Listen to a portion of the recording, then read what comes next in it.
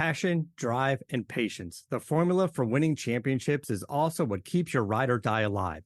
eBay Motors has everything you need to maintain your vehicle and level it up to peak performance. Superchargers, roof racks, exhaust kits, LED headlights, and more. Whether you're into speed, power, or style, eBay Motors has you covered. With over 122 million parts for your number one ride or die, you'll always find exactly what you're looking for. And with eBay Guaranteed Fit, your part is guaranteed to fit your ride every time or your money back. Because with eBay Motors, you're burning rubber, not cash. With all the parts you need at the prices you want, it's easy to make your car the MVP and bring home huge wins. Keep your ride or die alive at ebaymotors.com. Eligible items only. Exclusions apply. See ebaymotors.com. Every team, every topic, everywhere. This is Believe. Hallo und welcome to Gegenpressing, the Bundesliga podcast. I'm Manu and Stefan. This is the Champions League reaction show. First there was one, now there is two German teams in the Champions League semi-final. Bayern Munich knocked out Arsenal with a 1-0 win, thanks to a Joshua Kimmich header.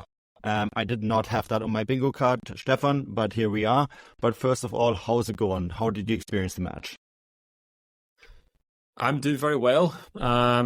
I experienced the match with trepidation, with anxiety, with stress. It was a very tense game. It wasn't quite the kind of barn buster that we got from Dortmund last night, but I think ultimately it was a game which, you know, we'll get into, but my immediate thoughts at full time were, wow, Thomas Tuchel is quite a talented head coach. He is, absolutely. I think we have stressed that on this show many times. I would say he's an incredible knockout head coach, Stefan. I think he is incredibly well suited to get teams set up for a grand occasion, have them play positional football and be disciplined over 90 minutes in games that are must-win affairs. And, you know, maybe not necessarily the kind of coach that is there for the long-term projects, league campaigns, that sort of thing. You know who reminds me that of?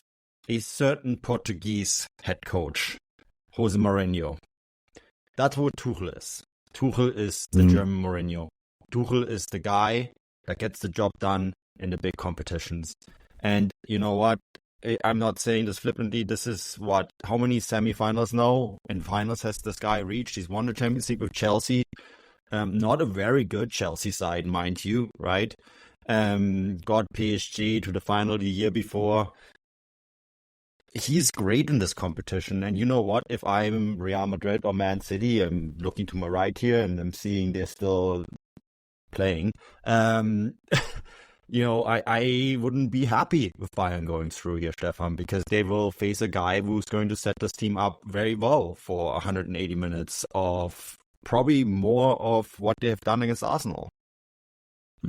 Yeah, I think the Mourinho comparisons are spot on. I made that comment during the game to subscribers that Tuchel was Tucheling the hell out of this game.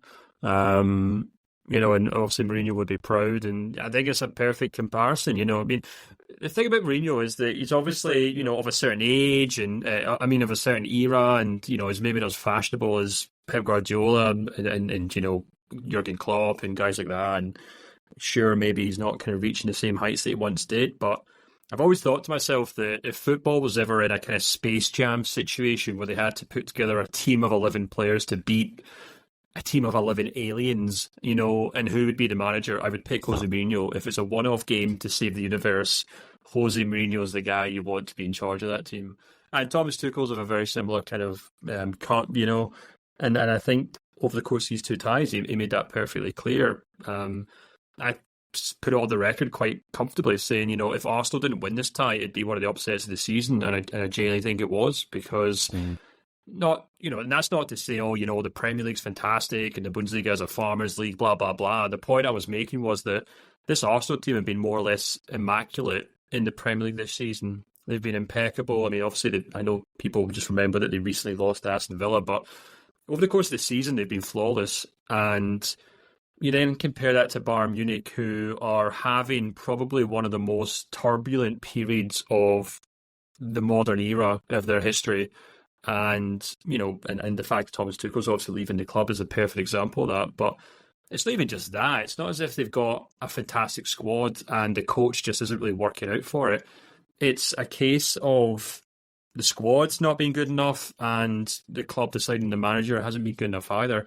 And yet, Tuchel was able to still kind of mash that all together and take all these spare parts and broken parts and put them together to make this machine that was custom built to beat this Arsenal team. And I think over the course of the two legs, they did that. And, you know, in this game in particular, I thought they were just outstanding and they absolutely deserved to win the game, which I just think's a huge credit to them and a huge concern for Arsenal, who I think really should have done much better over the course of these two games.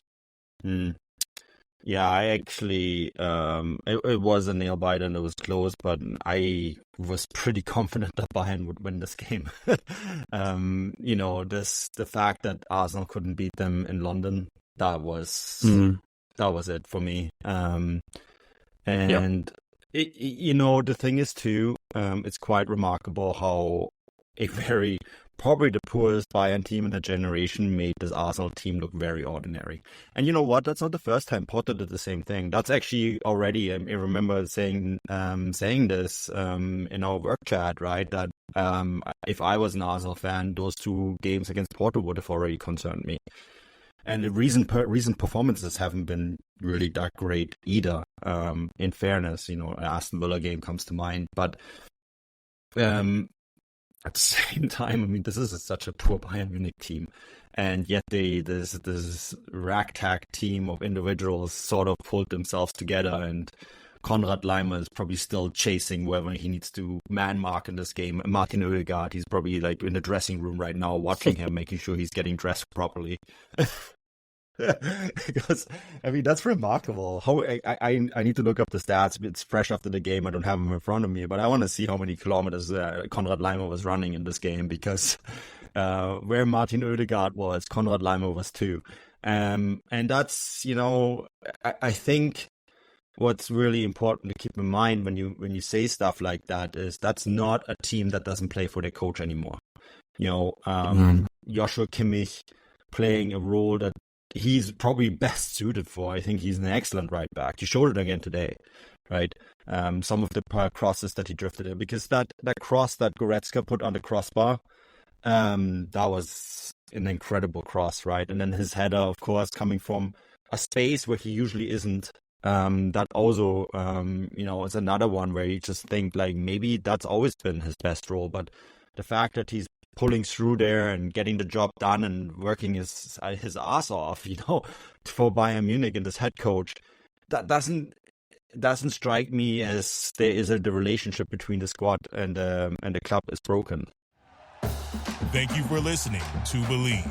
You can show support to your host by subscribing to the show and giving us a 5-star rating on your preferred platform. Check us out at Believe.com and search for BLEAV on YouTube.